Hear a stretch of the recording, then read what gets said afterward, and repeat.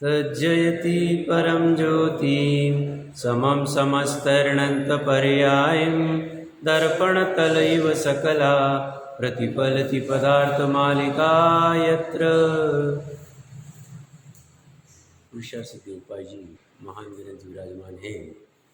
अपनी चर्चा 174 श्लोक तक हो गई है। उसमें आचार्य देव ने प्रारंभ में जीनवाणी को नमस्कार किया, उस चैतन्य ज्योति को नमस्कार किया, निश्चय व्यवहार क्या होता है कहा, उसका क्या महत्व है वो कहा, उसका स्वरूप कहा। उसके बाद में निश्चय मतलब सम्यक दर्शन मतलब वस्तु स्वरूप की थोड़ी चर्चा की, जीवादि छह द्रव्य कैसे कर्म से कैसे बनता है आदि आदि। फिर सम्यक दर्शन की चर्चा की, सम्यक दर्शन सम्यक ज्ञान सम्यक चारित्र की चर्चा ये अनुषंग से आई थी। यही सुखी होने का मार्ग है, पुरुष के अर्थ की सिद्धि का उपाय है। सम्यक चारित्र के अंतर्गत सही में तो मुनि बने के ही बात करनी चाहिए, बट किसी की सामर्थ्य न हो तो उसे श्रावक धर्म बताया जाता है। और श्रावक धर्म में 12 व्रत महत्वपूर्ण है। उसमें 5 अनुव्रत तो मुख्य है और उन अनुव्रतों की रक्षा करने वाले 7 शील व्रत है। उसमें 3 गुणव्रत है, 4 शिक्षा व्रत है। ये सभी तैयारी कर रहे उस मुनि बने की, और कोई प्रयोजन नहीं है। ये तो क्या पूरा त्याग नहीं कर पा रहे तो इसीलिए किया जाता है। तो 5 अनुव्रत में अहिंसा अनुव्रत, सत्य अनुव्रत, अचौर्य अनुव्रत, ब्रह्मचर्य अनुव्रत और परिग्रह परिमाण को हो या अपरिग्रह अनुव्रत को हो चलेगा, जो ही बात एक ही है। तो इसमें एक देश क्या क्या त्याग कर सकता है, क्या क्या उसने नहीं करना चाहिए, विस्तार से चर्चा हुई।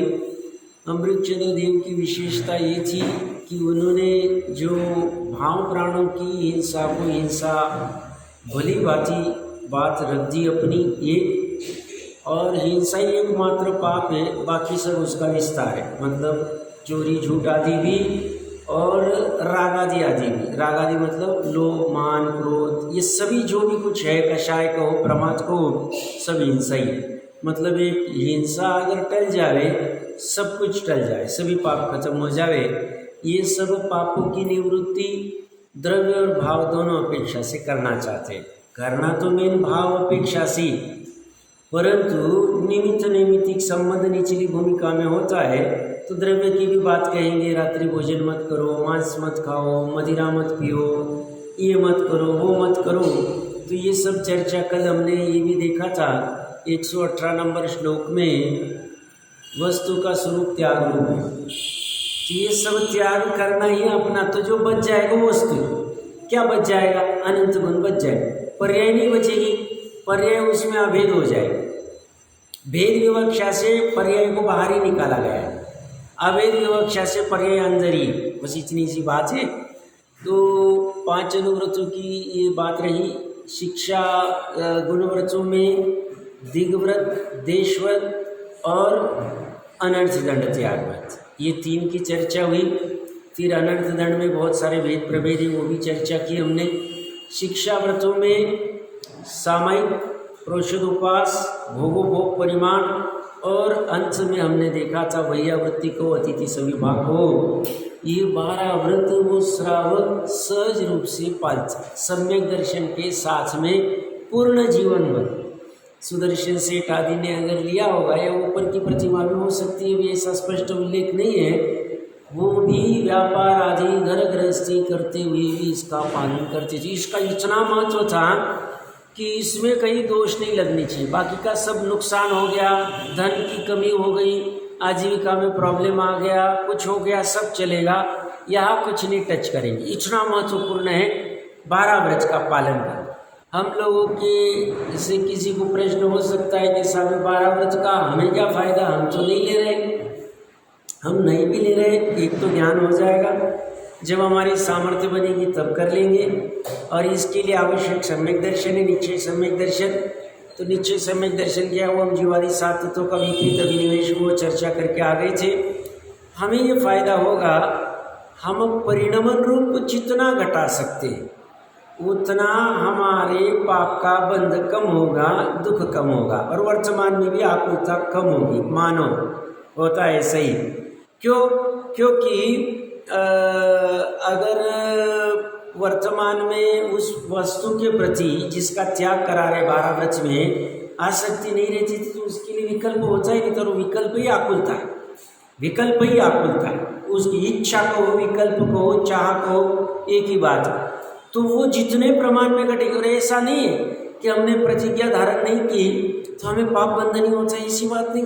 पाप बंध हमारे चल ही रहे, भले हमें प्रतिज्ञा नहीं धारण की।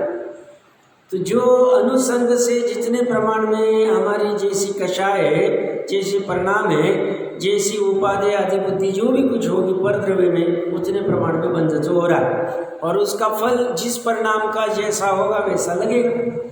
और हमें दुख का फल नहीं चाहिए, बस इसके लिए पूरा चल रहा है। पूरा 12 अंग का प्रयोजन है कि ये दुख का अभाव करना और सुख का प्रकट करना। तो साहब संसारी लोगों का भी जो ही प्रयोजन है, जो इतने हमने साधन खड़े कर दिए 5 इंद्रिय के विषय सुखी होने के लिए किए, उसमें सुख है नहीं। ये तत्विचार करने वाला बुद्धि वाला जीव विचार कर सकता है अच्छे से, समझपूर्वक, निष्पक्ष हो, कोई पक्षपात नहीं, निष्पक्ष होकर विचार करे तो उसी निर्णय हो सकता है। तो साहब फिर ये अलग कौन सा सुख है? ये स्वाधीन सुख, ये पराधीन सुख नहीं है, ये स्वभाव सन्मुख वाला सुख है, सुंदर सुख है। उस सुख को बचाने के लिए 12 अंग रचेंगे, बाकी कुछ नहीं।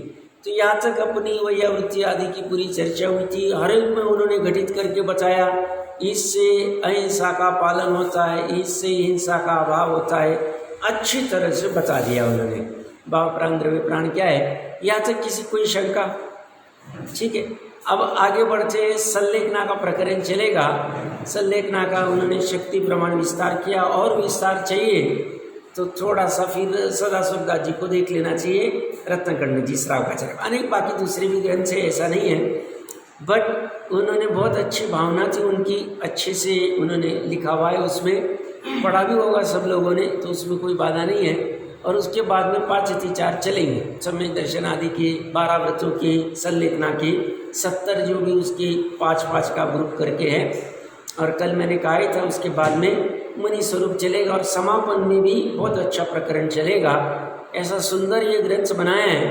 संलेखना के ऊपर प्रारंभ करते, संलेखना कहो, समाधि कहो, संन्यास कहो, चलेगा एक अर्थ में। संन्यास सामान्यतः 363 मत में यूज होता है, वो लोग भी अपने जैसा उनका स्वरूप है वैसा करते हैं। यह सब चर्चा आएगी, विधि क्या होती है, विधि भी महत्वपूर्ण है, विधि पूर्वक कैसे करना आदि।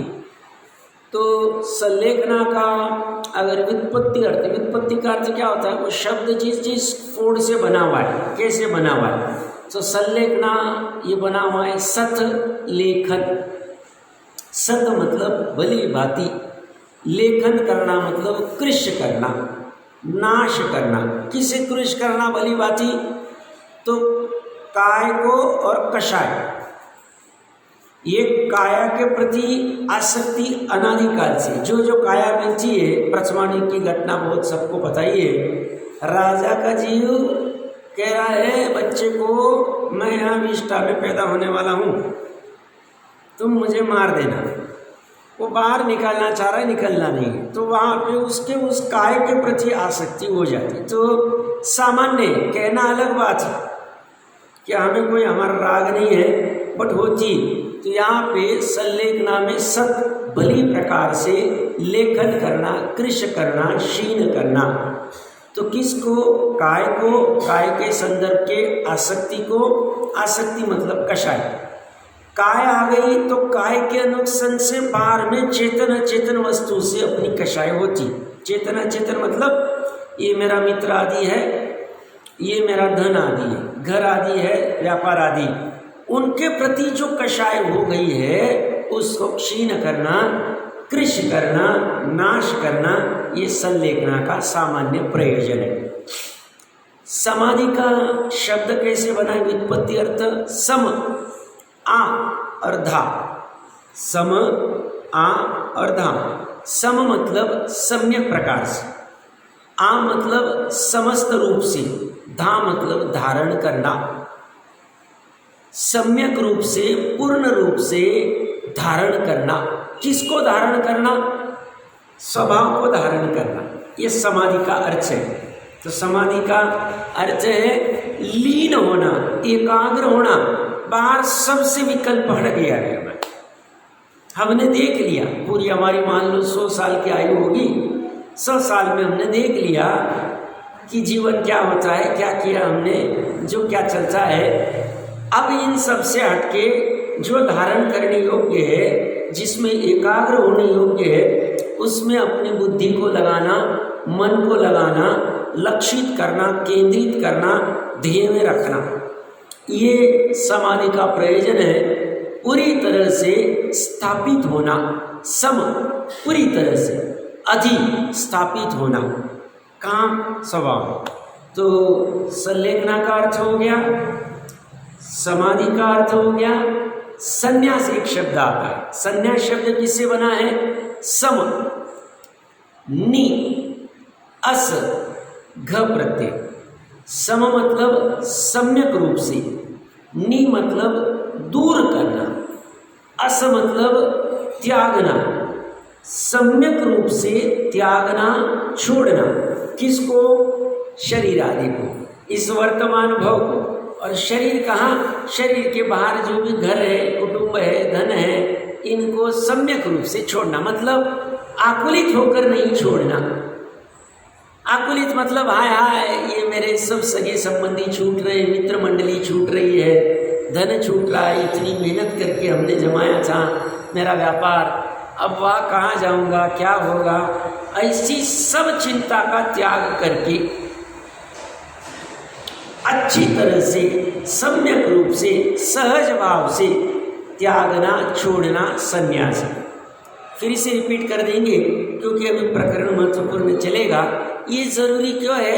अभी भावार्थ में भी आएगा, टीका में भी, अमृत चंद्र भी, गाथा में भी, श्लोक में भी कहेंगे कि प्रत्येक मनुष्य ने, पुरुष ने संलेखना समाधि धारण करनी चाहिए, भावना पानी चाहिए। 4-8 दिन पहले माता बहनों ने एक प्रश्न पूछा था, एक शास्त्र में कहीं लिखा था कि जो श्रावक होता है, प्रतिमाधारी, वह उत्कृष्ट 7-8 भाव में मोक्ष चला जाता है। और उसमें आराधना करके ऐसा सुंदर शब्द आया था। तो ये संलेखना भी एक आराधना ही है, आराधन करना। आराधना का अर्थ हमने समय सारजी में देखा था। तो क्या कहना चाह रहा हूँ मैं?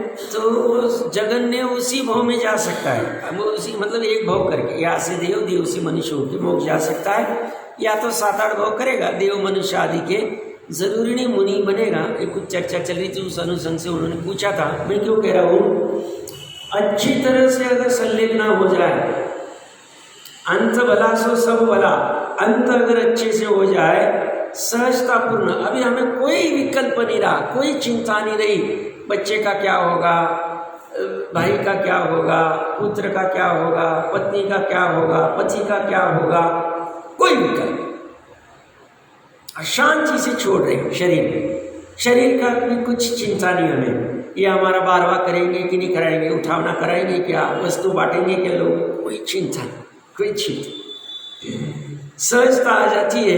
ये बहुत महत्वपूर्ण प्रसंग है जीवन का, जो पूरी जीवन भर धर्म किया है उसका निचोड़ ये, सालों से, 50 साल से, 70 साल से, जितने भी साल से धर्म कर रहे, जन्म से ही हम 4-6 महीने के थे, हमें भगवान के सामने लाके खड़ा किए, तुम्हारे भगवान ने कहा हमको, और हर रोज हम देव पूजा की उपस्थिति कर रहे हैं, हर रोज हम भावना भा रहे हैं, जितनी शक्ति प्रमाण रस परित्याग आदि जो कुछ करना है सब कर रहे हैं, तीर्थ यात्राएं कर रहे हैं, पंच कल्याण कर रहे हैं, सब कुछ कर रहे हैं, स्वाध्याय कर रहे हैं, जो भी और कुछ हो सकता है, शिविरों के अटेंड कर रहे हैं, अच्छी बात है। वो जितना कुछ धर्म किया है उसका निचोड़ यहाँ आ जाएगा, उससे पता चल जाएगा ये जीव, अगर अंत में वो बहुत आसक्त होता है, आकुलित हो रहा है, दुखी हो रहा है, उसने ठीक से धर्म नहीं किया। मैंने एक व्यक्ति को नजदीक से देखा है, 30-35 साल की उम्र से अपना वाला ये धर्म किया था, थे श्वेतांबर, 98 की उम्र में उनका त्याग हुआ था। जीव बहुत अच्छे थे, परिणाम भी अच्छे थे, बट घर वालों को शक्ति प्रमाण उन्होंने तैयार नहीं किया था। अंत में उन्होंने कहा मुझे हॉस्पिटल में मत लेके जाओ। 98 की उम्र है, आप कल्पना कर सकते हैं। व्यक्ति बड़े सजग, स्वयं का काम स्वयं कर लेते थे। 93 के एज में आंखों का ऑपरेशन भी ठीक से हो गया था, मतलब सक्सेसफुल हो गया। अच्छा कि बुरा उसकी चर्चा नहीं चल रही है, मैं बात क्या कहना चाहूँ पकड़ने का प्रयास करना।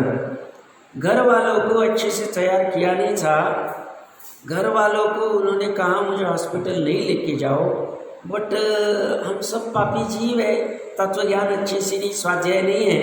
कौन घर पे करेगा, कौन डायपर बदलेगा, कौन आदमी कहाँ से लाएगा। वहाँ पे डाल दिया, आईसीयू में सांस लगा दी, ऑक्सीजन लगा दिया, पड़े रहने दो, जाने दो, कौन करेगा, ये अपेक्षा से हॉस्पिटल लेके जाते। हॉस्पिटल का मरण अच्छा नहीं माना गया, अच्छा नहीं माना गया। मानना जो भी है, समझना, भावना माना। अब इसके उपरांत क्या होता है हमें पता नहीं। उस समय परिस्थिति, स्वामी जी की इच्छा नहीं थी, बट आसपास वाले ने सुधरने नहीं दिया।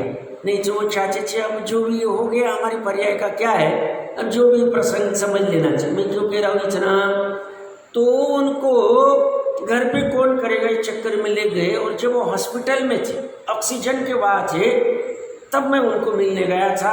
5-10 मिनट ही रुका होगा, वो रुकने नहीं दे रहे थे ज़्यादा, आईसीयू में सांस लगा हुआ था। उनकी आंखों की आकुलता मुझे आज भी सामने एकदम स्पष्ट रूप से जिस व्यक्ति ने 38 साल से 98 साल 60 साल तक पूरा स्वाध्याय किया, हजारों पन्नों की नोट्स लिखी हुई थी, हजारों पन्नों की। उसके बाद उनके काल करने के बाद मैं गया था, तो सामने उन्होंने, घर वालों ने रखा था, देखो इनकी इतनी लिखी हुई है, किसी को चाहिए तो लेके जाइए। तो उसमें से 1-2 बुक्स मैं भी लाया था लिखी हुई, अभी होगी क्या नहीं देखनी पड़ेगी मेरे पास में।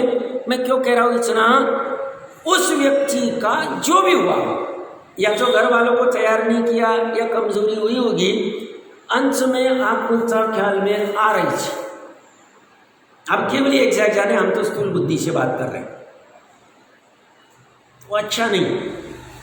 इसलिए तैयारी अच्छी कर लेनी चाहिए। इसलिए संलेखना बहुत महत्वपूर्ण है। सही मायने में हमने अगर धर्म अंतरंग बुद्धि से किया है, हमने अगर क्रियाकांड की अपेक्षा से करना पड़ता है इसलिए नहीं किया है, तो हमारी आसक्ति कम रहेगी, तो सहजता हो जाएगी। सदाशिवदास जी का आप पढ़ना, वो गजब था जीवन, पूरे जीवन इतनी सुंदर जीवनचर्या चली थी, अंत में बड़ी सजगता से, मतलब उनकी जितनी भी शिष्य मंडली आदि, जो भी शिष्य, मतलब उनको वो शिक्षा गुरु मानते थे।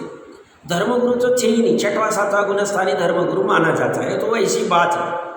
वो शिक्षा गुरु इसलिए क्योंकि उन्होंने उनको पढ़ाया था, तो वो सब आ गए थे और सजगता से जितना भी काल चला होगा, 1 महीने के आसपास से, जो भी देख लेना चाहिए, एग्जैक्ट मुझे याद नहीं आ रहा अभी, उतने काल सजगता से रहे थे, एकदम सजग। गोपाल दास जी के भी जीवन का प्रसंग आता है, अब अंदर क्या हुआ होगा वो जाने। उनको संकेत मिल गया गोपाल दास जी, 55-60 के बीच की उम्र होगी, ज़्यादा उम्र नहीं थी। 20 साल में तो धर्म मिला था, 30-35 साल में तो ये करके काम करके चले गए।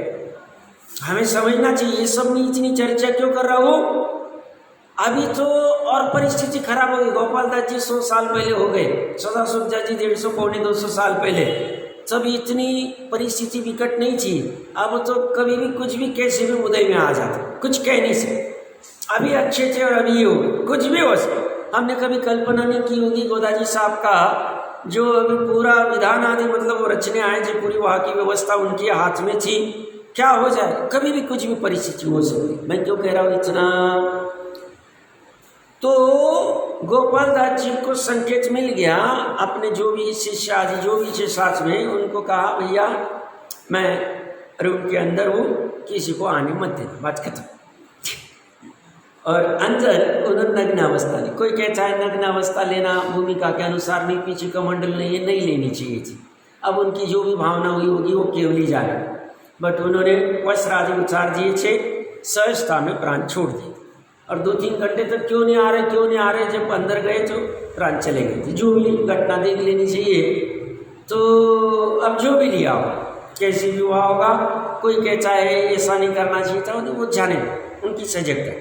श्रीमद जी का भी देख लेना चाहिए, उनको संकेत मिल गया, भाई को कहा चिंता मत करना, मैं व्यवस्थित हूँ, जो भी है सजगता से सहजता से छोड़ देना। आयु सास मतलब हमें अभी आसक्ति नहीं रहे, हमारे अनंत गुणों के समरूप आत्मा में कुछ भी गड़बड़ होती नहीं और हम उतरे मात्र, हमें इसके अलावा एक कण मात्र नहीं है ऐसा जिसका पूरे जीवन के धर्म करने का निर्णय हो जाता है, उसको कोई आकुलता होनी नहीं चाहिए। बाहर आकुलता हो रही है, अंदर निर्णय में कमजोरी की संभावना है, बाकी एग्जैक्ट तो विशेष ज्ञानी जानते। समझ में आ रहा है मैं क्या कह रहा हूँ? तो प्रसंग कभी भी कुछ भी कैसा भी घट सकता है, तैयारी। और ये जो संलेखना है ये अंत समय में नहीं ली जाती, इसकी तैयारी अभी से की, अभी से मतलब वर्तमान समय से की जाए। जब आएगा तब, अरे तब सजगता रहेगी क्या, तब स्थिरता रहेगी क्या, तब उतना नहीं। तो ये तैयारी आज से कर। मैंने बुंदेलखंड की या कहीं की घटना कही थी, ग्राम का नाम भूल रहा हूँ मैं, व्यक्ति का नाम भी भूल रहा हूँ, सच्ची घटना है। उनकी भावना बड़ी उत्कृष्ट थी, संलेख मतलब अंत समय में अच्छे से करने की, और अपने दाह संस्कार आदि में कंडा वगैरह यूज़ नहीं करना चाहिए, लकड़ी करनी चाहिए। अपनी लकड़ी जमा करके रखती थी, हर सोचते थे। पोचे को तैयार किया था, ज़्यादा समय शव रखना नहीं और लकड़ी यही यूज़ करके अंश क्रिया फटाफट करा देना। तो घर वाले भक्ता में कुछ कर रहे थे, पोछा आड़ा हो गया, नहीं दादाजी ने ऐसे ही कहा हुआ है, तैयार किया हुआ था तो ऐसे ही करनी दिया। जो भी प्रसंग है, मैं क्यों कह रहा हूँ, अब कौन कितना कैसे क्या कर पाता है अपना अपना देख लेना चाहिए, बट भावना तो बनानी चाहिए, भावना बनानी चाहिए। फिर से मैं तीनों शब्द का अर्थ कहूँगा और फिर अपने प्रकरण पे जुड़ जाते हैं। संलेखना शब्द सत और लेखन दो से बना हुआ। सत मतलब भली प्रकार से, लेखन करना मतलब कृष्ण करना, क्षीण करना। किसको?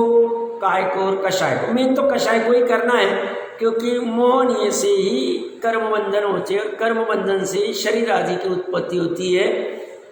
ये बाहर में अनुकूल प्रतिकूल सहयोग मिलते हैं, चेतन अचेतन वाले साता असाता वेदनीय से मिलते हैं। तो मेन कारण तो कषाई मोह, वो घट गया तो शरीर आदि को कृश करना, क्षीण करना, उसका आसक्ति घटाना सहज हो जाता, तो वो कोई बहुत बड़ी बात नहीं है।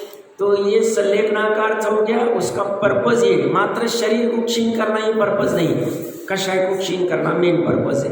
दूसरा समाधि का सम, आ और धा। सम सम्यक रूप से, आ मतलब समस्त रूप से, धा मतलब धारण करना, बुद्धिमन को भले बाती स्वभाव में धारण करना, लक्षित करना, केंद्रित करना, स्थापित करना अच्छी तरह से, ये समाधि का अर्थ हो गया।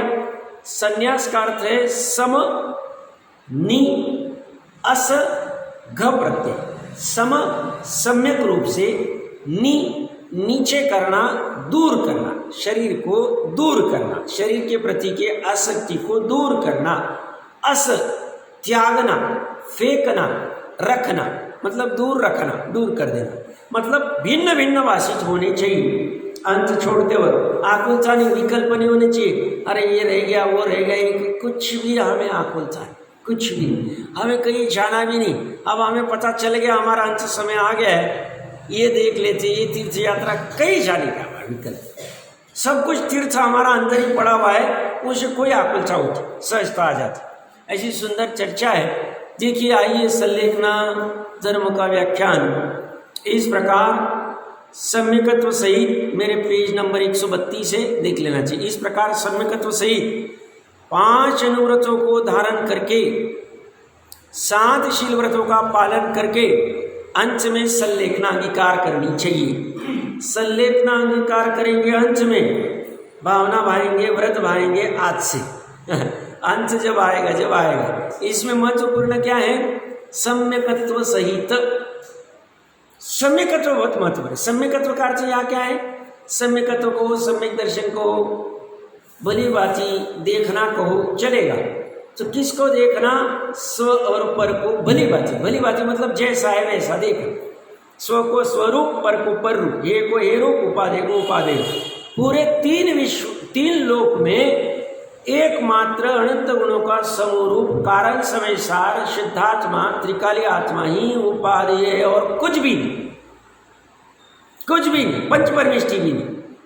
इसका अर्थ उपादेय मतलब घृणा करने योग्य, द्वेष करने योग्य, ये बात नहीं चल। हमारे लिए वो पर द्रव्य है, उदासीन होने योग्य है, सहज होने योग्य, इतनी सी बात है और कुछ भी नहीं।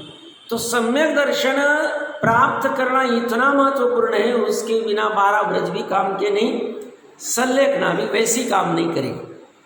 मिथ्या दृष्टि की संलेखना इतना काम नहीं करती। तो एड़ी चोटी का जोड़ तो सम्यक दर्शन भी लगाना चाहिए। और सम्यक दर्शन के लिए टोडरमल जी साहब कहते तत्व विचार करो, तत्व विचार के लिए स्वाध्याय करना चाहिए, तभी से तत्व विचार कर सकते हैं। स्वाध्याय के बिना पता कैसे चलेगा किसका विचार करना है, कौन से तत्वों का विचार करना है। और स्वाध्याय के लिए भावना मानी चाहिए, बस इतनी सी बात है और कुछ भी नहीं कह रहे। तो ये करके करना चाहिए। और फिर 5 अनुव्रत आदि जैसे भी पलेंगे देख लेना चाहिए। 100 जैसी भी मतलब जैसा स्वरूप है वैसे ही पालना चाहिए, जैसी का अर्थ कुछ भी नहीं करना चाहिए। 175 नंबर के दोहे का पाठ कर लेते हैं श्लोक का। इयमे कैव समर्था धर्म स्वम ने मया समम ने तुम सततमिति भावनिया पश्चिम संलेखना भक्त्या। अन्वयार्थ में कह रहे यह एक पश्चिम संलेखना एव, मरण के अंत में होने वाली संलेखना ही।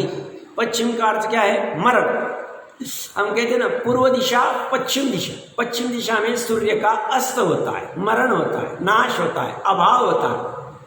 तो या तो ऐसा नहीं, मैं तो अपने मन से इसी बात रख रहा हूँ। पश्चिम संलेखना एव, मरण के अंत में होने वाली संलेखना ही में मेरे धर्मस्वम, धर्म रूपी धन को मया मेरे समम साथ नेतुम ले जाने में समर्थ है। इति इस प्रकार भक्त्या भक्ति सहित सततम निरंतर भावना करनी चाहिए। भावना करनी चाहिए। क्या करना चाहिए? भावना करनी चाहिए। कैसे करनी चाहिए? भक्ति सहित करनी चाहिए। किसकी करनी चाहिए भावना? संलेखना की। क्यों करनी चाहिए? क्योंकि वह समर्थ है। क्या करने में समर्थ है? तो मेरे धर्म रूपी धन को मेरे साथ लेके जाने में उसी की वजह से समर्थता है और किसी से नहीं होगा। अब देखिए विशेष बात क्या है, धर्म रूपी धन, ये जो बाहर में जो धन है वो तो सबको पता है। नरक गति में ऐसा कोई धन है ही नहीं। जैसे यहाँ 500 की नोट है या आभूषण आदि को भी धन कहा जाता है। धन मतलब संपत्ति कही जाती है, संपत्ति धन को। वैसी संपत्ति धन नरक गति में नहीं है। तिर्यंश के पास भी ऐसी 500 की नोट लेके कोई कुत्ता जा रहा है और दुकान पे जाके कह रहा है भैया मेरे को ये कपड़ा दे दे, ऐसा कुछ देखा नहीं हमने। तो उनका भी बिना धन के वो काम चल जाता है, कुत्ते का भी और नारकी का भी। ठीक है, जैसे भी उदय होंगे, दुख है तो दुख में ही चलेगा, उसमें कोई बात नहीं। धन रहता था तो सुखी हो जाते थे, ऐसी भी कोई बात नहीं। हमारे पास इतना धन है फिर भी हम सुखी नहीं है, मतलब धन से सुख मिलता है, ये हमारा भ्रम है। कौन से धन की बात कर रहा हूँ मैं? बाहर के धन की। ये धन पे आते हैं हमारे।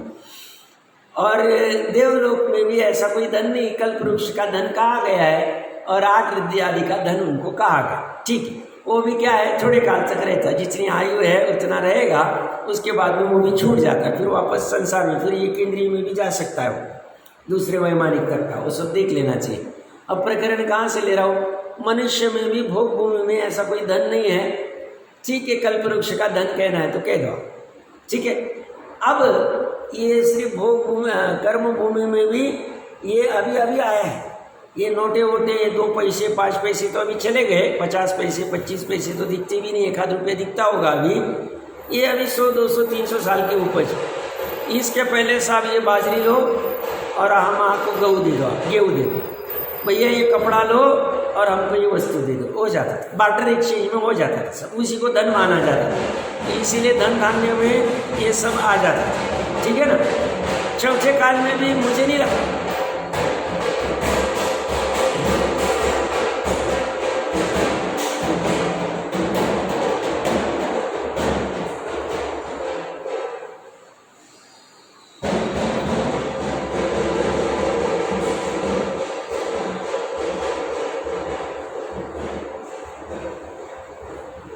चौथे काल में भी मुझे नहीं लगता है अभी वहाँ मेरे क्षेत्र में भी नोटें वोटें चलती हैं, इससे माचा खराब होता है।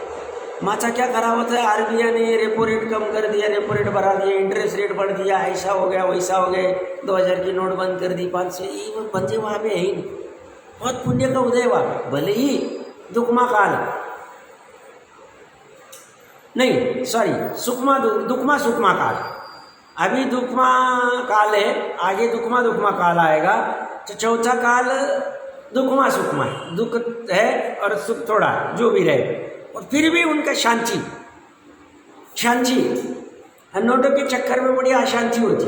मैं कहाँ से कर, धन की बात चर्चा चल रही है अपने, तो ये धन तो हमें कभी सुखी किए नहीं, करेंगे नहीं, कर सकते नहीं।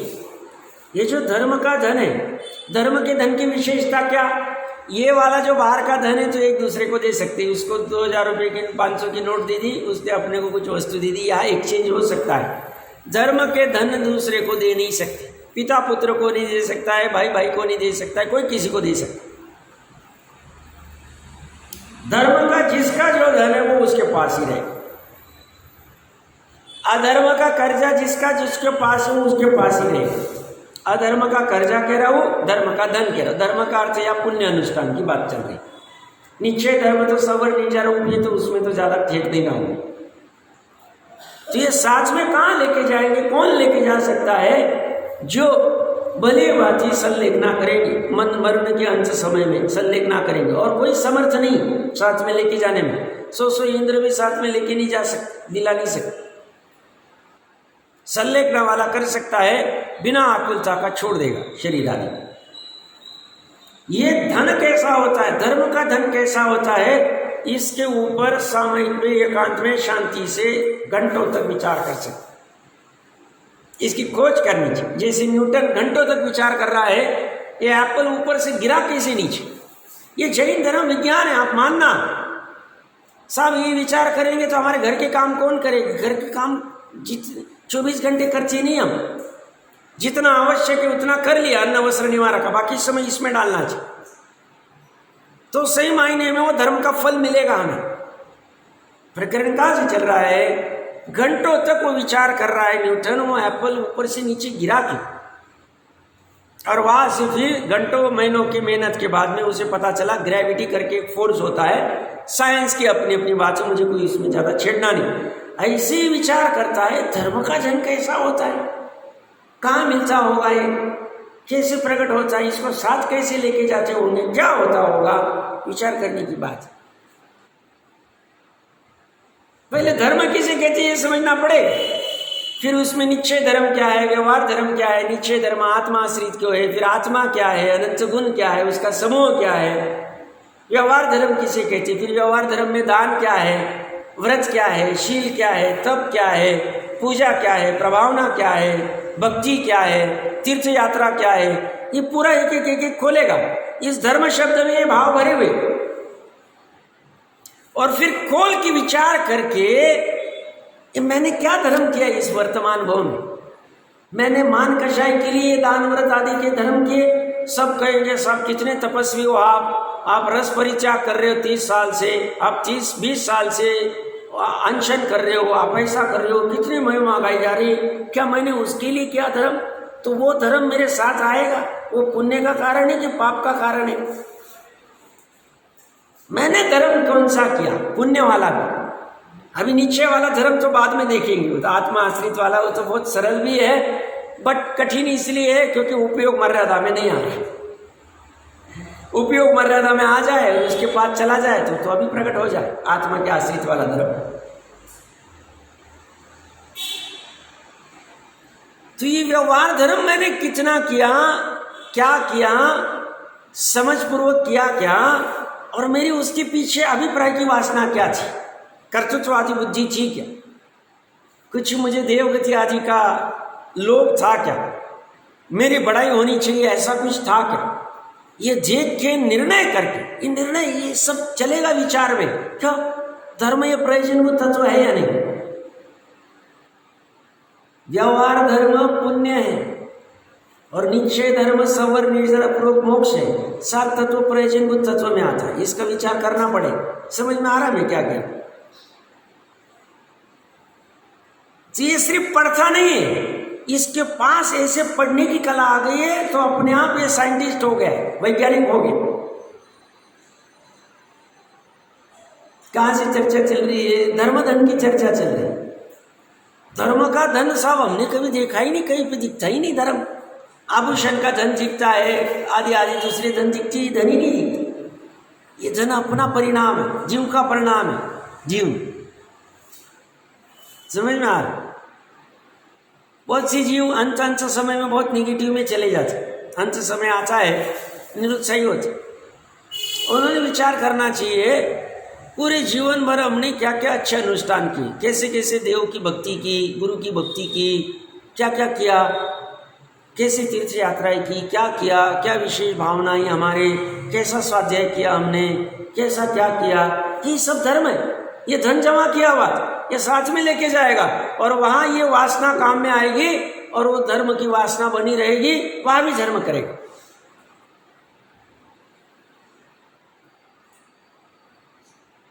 उन्होंने वो नहीं सोचना चाहिए। अब निगेटिविटी काम की नहीं है, अंत समय में ये पॉजिटिव आना चाहिए। इसलिए एक दो जगह पे मैं किसी को ऐसी किसी ने बुलाया था, संबोधन देने गया था, मैंने उनको वही कहा, एक तो जितने भी आसपास वाले सगे संबंधी जहाँ भी हमारा मन अटका हुआ है, समझ पूर्वक उसके प्रति की आसक्ति छोड़ दो। जिसे करो चीन करो, कृष करो, छोड़ दो, कषाय आदि।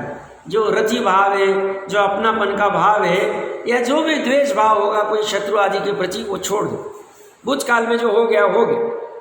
सजगता है तो सामने जाके उनको कह दो, माफी मांग लो भैया, क्षमा धारण कर लो, जो हो गया छोड़ दो। सजगता नहीं है बट अंदर में काम चल रहा है, तो ये से भाव करनी चाहिए। एक तो पूर्व में जो कुछ गड़बड़ की है, और दूसरा हमने क्या अच्छा काम किया उसको सोचना चाहिए, उसकी भावना करनी चाहिए। क्या अच्छी बात, हमने एक दिन भी कुछ भी हो जाए, कितनी भी प्रतिकूलता में भी हमने जिन मंदिर के दर्शन जाना छोड़ा नहीं। जिन मंदिर हम रोज जाते, कुछ भी हो जाए, उसके बिना हमने एक जल की बूंद ग्रहण नहीं की। ये अच्छा धर्म अनुष्ठान, अच्छा व्यवहार धर्म पता है हमें, बट उसकी भी अपनी महत्ता है। हमें उतने टाइम के लिए पाप के भाव हुए नहीं, और ये भाव भी है भक्ति आदि, समझ में आ रहा? तो ये सब चिंतन करना चाहिए कुछ समय। तो ये हम पहले से लेके रखे तो कर सकते। पहले तो धर्म का धन प्राप्त करना चाहिए, और तभी उसका वो हो सकता है, साथ में लेके जाते। धर्म का धन ही नहीं है। अगर हम लगे पड़े पूरे जीवन भर धन आदि कमाने में, बाहर वाला जड़ वाला धन कमाने में, और आसक्ति से अंत समय तक वहीं पे लटके रहे, तो उसको क्या हो? उसका तो फिर मरण, कुमरणी कहा जाएगा। आसक्ति में आया, आसक्ति में चला गया। जैसे कभी कुछ मिला ही नहीं, पहली बार ही मनुष्य को मिला था, पहली बार ही 5 इंद्रिय के विषय मिला था, इतना आसक्त होके चला गया। फिर से एक बार अनुमान पढ़ते देखिए क्या कह रहे। यह एक मरण के अंत में होने वाली संलेखना ही, संलेखना और दूसरी होती नहीं, एक ही होती, यही होती भली बात कृष करना। यही मेरे धर्म रूपी धन को मेरे साथ ले जाने में समर्थ है। साथ में कार्बन शरीर और तेजस शरीर तो आएगा और ये मेरे जो धर्म के परिणाम थे, ये मेरी संपत्ति, वो साथ में आएगी, जिसे हम संस्कार कहते हैं। संस्कार पढ़ते हैं ना, जैसे हम कहते बच्चों को संस्कार देते हैं बचपन से, इसलिए उसको धर्म ही अच्छा लगता है। तो ऐसी ये धर्म के संस्कार, धर्म का धन मेरे साथ ले जाने में समर्थ है। इस प्रकार भक्ति सहित निरंतर भावना करनी चाहिए। और सही मायने में कहूँ, सब स्वार्थ का जगत है, पंचम काल है, ज़्यादा मोह में फंसिए मत, देखने की दृष्टि कीजिए। स्वार्थ का जगत देख के उनके साथ द्वेष मत कीजिए। आप अच्छी बात समझिए मैं क्या कहना चाहता। बस जो तीव्र राग की आसक्ति थी उसको घटाइए, उसको घटाइए। आसक्ति स्वयं ने की, आसक्ति को घटाएगा स्वयं ही। आसक्ति घटाने का अर्थ उसके साथ द्वेष करना ये नहीं कह रहा हूँ, क्योंकि राग में जैसे अटकते वैसे द्वेष में भी अटके। तो हमें राग भी नहीं करना, द्वेष भी नहीं करना, कर्तव्य तो करना, बट साथ में अभी अपना भी कुछ कल्याण करना चाहिए, भावना बानी चाहिए। अपना कल्याण मतलब आत्मा का कल्याण, शरीर के कल्याण की बात नहीं कर रहा हूँ, ना पर द्रव्य के कल्याण की बात कर रहा हूँ। उनका तो कर्तव्य करेंगे हम, बट ज़्यादा उलझना नहीं चाहिए। उलझने का ये अवसर बचा नहीं, अवसर अभी चूकने जैसा नहीं है। कौन सा वाला अवसर? बुद्धि को एकाग्र करना, स्थिर करना आत्मा में, ये अवसर ढूंढने हो। आत्मा में अंतर्मुहूर्त के लिए बुद्धि स्थिर हो जाए, मन स्थिर हो जाए, निहाल हो गया, काम हो गया हमारा। अंतर्मुहूर्त कह रहा, ज्यादा नहीं कह रहा। और वो केवल ही ने कंफर्म करना चाहिए कि हाँ ये हो गया काम, भ्रम नहीं होना चाहिए उसमें। इतना भली बाती कर लेना चाहिए, सम्यक प्रकार से कर लेना चाहिए। समझ में आ रही क्या क्या? तो ये मेरे साथ ले जाने में समर्थ है, तो ये और दूसरा कुछ नहीं, तो मेरे साथ दूसरा कोई आएगा नहीं। मैंने शरीर के लिए जो कोई पाप किए, रसना इंद्रिय ने मेरे से अभक्ष मांगा, मैंने अभक्ष खिला दिया, वरना ये चक्षु इंद्रिय ने मेरे को ये अच्छे कोई भी दृश्य के लिए कुछ भी करने को मैं ले गया, घ्राण इंद्रिय ने सब मांगा, सब किए उनके लिए। साथ में मैं जिन जिन से राग से जुड़ा था, मित्र ने मेरे को ये कहा वो करा दिया, सबके किए मैंने, पुत्र का, भाई का, सबका किया, सबके लिए पाप जोड़े। बट साथ में मेरा धर्म का धनिया आएगा या अधर्म का कर्जा आएगा। अधर्म का कर्जा मतलब पाप कर्म, और धर्म का धन मतलब पुण्य। तो मेरे साथ वो ये दो में से एक ही आएगा जो मैंने किया हुआ है। तो ये बाकी मेरे साथ कोई आने वाले नहीं। अगर मैंने अधर्म का कर्जा किया है, मान लो मैं दुर्गति चला गया नरक आदि में या तिर्यंश आदि में, वहाँ ये कोई नहीं आने वाले साथ। और मान लो मैंने धर्म का भान रखते हुए अपने कर्तव्य किए, ज्यादा आसक्त भाव नहीं रखा, उपादेय बुद्धि नहीं रखी मेरे कर्तव्य के प्रति, बस कर्ता बुद्धि न करते हुए कर्तव्य किया, और मैं धर्म की भली बात समझ पूर्वक विवेक से करता गया, तो मैं देव आदि में जाऊंगा तो वहाँ पे भी पुण्य भोगने ये कोई नहीं आए, मैं अकेला ही भोगूं। पुण्य के धन को भी मैं भोगूंगा और पाप के कर्जे को भी मैं ही भोगूं, दूसरा कोई भोगता है। इसलिए ज़्यादा आसक्ति करनी होगी नहीं, समझ में आ। तो यहाँ पे कह रहे ले जाने में समर्थ है, धर्म के धन की इस प्रकार भक्ति से निरंतर भावना करनी चाहिए, निरंतर, अंत समय नहीं, निरंतर। हो सकता है तो हमने अपने अंत हमारा कैसे कैसे होना चाहिए, हमारी सजगता नहीं रही तो क्या होना चाहिए, सजगता रही तो कैसा होगा, घर वालों ने क्या ध्यान रखना चाहिए, प्रॉपर लीकेज में अच्छे से समझ पूर्वक करना चाहिए, और हर रोज उसको पढ़ना चाहिए, हर रोज, ताकि वो भावना बनती रहे, भावना बनती रहे हमारी निरंतर। तो यहाँ पे कह रहे टीका में, इयम एकैव में धर्म स्वम मया समम नेतुम समर्था इति इतो पश्चिम संलेखना भक्त्या सततम भावनिया। यह मात्र अकेली संलेखना ही, अकेली मात्र संलेखना ही मेरे धर्म को मेरे साथ ले जाने में समर्थ। बहुत महत्वपूर्ण बात है, मात्र और अकेली, और दूसरी कोई नहीं लेके जा सकती। मैंने पूरा जीवन धर्म किया और अंत का मेरा मान लो 10-15 दिन या जितना भी समय होगा उसमें मैंने बहुत आकुलता की, वो मेरा पूरे जीवन का धर्म लूट जाए। सजगता संलेखना नहीं की, आसक्ति की, खत्म हो। यह मात्र अकेली संलेखना ही मेरे धर्म को मेरे साथ ले जाने में समर्थ है। इसलिए हरेक मनुष्य को प्रेस करना, मनुष्य कह रहे, मुनि नहीं कह रहे, प्रतिमाधारी श्रावक नहीं कह रहे, चतुर्थ गुण स्थान वाला सम्यक दृष्टि नहीं कह रहे, सामान्य मनुष्य की बात कर रहे। और संलेखना मनुष्य ही ले सकता, एक भी देव नहीं ले सकता। संलेखना प्रतिज्ञा पूर्वक ली जाती, प्रतिज्ञा ले नहीं सकते देव। सर्वार्थ सिद्धि वाले भी संलेखना नहीं ले सकते, हम ले सकते। नारकी की तो हालत खराब है, सम्यक दृष्टि नारकी भावना भी बांध सकता है तो भी ले नहीं सकते, भावना ही नहीं आएगी। सर्वार्थ सिद्धि वाले एकाभ अवतारी है, 33 सागर रूपम की स्थिति, जितनी मनुष्य हैं उससे 3 गुना या 7 गुना सर्वर सिद्धि के देव मनुष्य ने 29 अंक प्रमाण में 3/4 है, जितनी मेरी समझ है 2/3 जितना भी देख लेना चाहिए आगम से। उनसे 7 गुना इतने देव है, अगले भव में मोक्ष जाने वाले संलेखना नहीं ले सकते, सर्वर सिद्धि वाले देव। और वो शेर का खूंखार शेर का जीव संलेखना ले सकते संगीत पंच।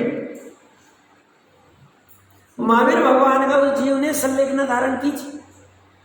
इतना विवेक आ जाता है, आप समझना, जिसे सही मायने में आत्मा का भान हो गया है, उसे इतना विवेक आ जाता है कि ये खाने योग्य नहीं, और मैं मांस के बिना रह नहीं सकता हूँ, मैं घास खा नहीं सकता हूँ, मेरे दांत और हाथ ऐसे बने नहीं जो घास को खा सकते।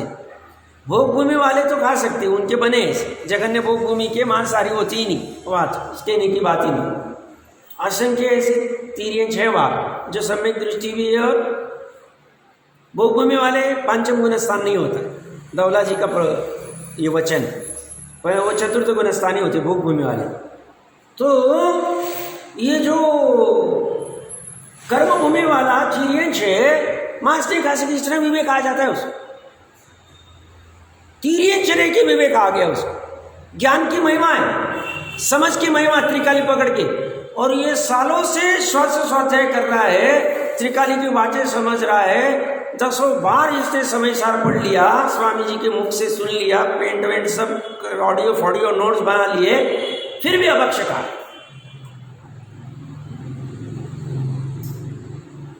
कारण क्या? त्रिकाली पकड़ में नहीं आया, उसे आ गया, सज बैठ गया शिला के ऊपर, कुछ नहीं, अभी कुछ करना नहीं, देह का त्याग हो गया। चल आओ, चिड़िया को नोचना है नोचो, किसी को क्या करना है हमें कोई फर्क नहीं पड़ता है, हम शरीर को भी भिन्न देखें। सामर्थ्य किसकी बोले? सामर्थ्य तीर्यंश को भान आ जाता है, हम समझना, हमें तो भान आना ही चाहिए। हम मनुष्य, मनन करने की जिसमें शक्ति, चिंतन करने की विशेष शक्ति, उसे करना चाहिए, जोर लगाना चाहिए। बात कहां से चल रही है? तो हर एक मनुष्य की वहां से मैंने ये चर्चा उठाई थी, लेनी होगी। भोग भूमि वाला भी ले नहीं सकता है, चतुर्थ गुण स्थान के ऊपर जा नहीं सकते, चतुर्थ गुण स्थान के ऊपर देव नहीं जा सकते, सभी देव, चारों निकाय में जितने भी होंगे, नारकी नहीं जा सकता है, भोग भूमि के मनुष्य और तीर्यंश दोनों नहीं जा सकते, एक इंद्रिय से असंगी पंचेंद्रिय की तो हालत ही खराब है, पहला गुण स्थान ही छोड़ नहीं सकते, समूर्छनों की भी हालत खराब है, पंचेंद्रिय मनुष्य आदि की श्वासोश्वास में 8-10 बार पर्याप्ति पूरी होगी नहीं, बचा कौन? कर्म भूमि मनुष्य।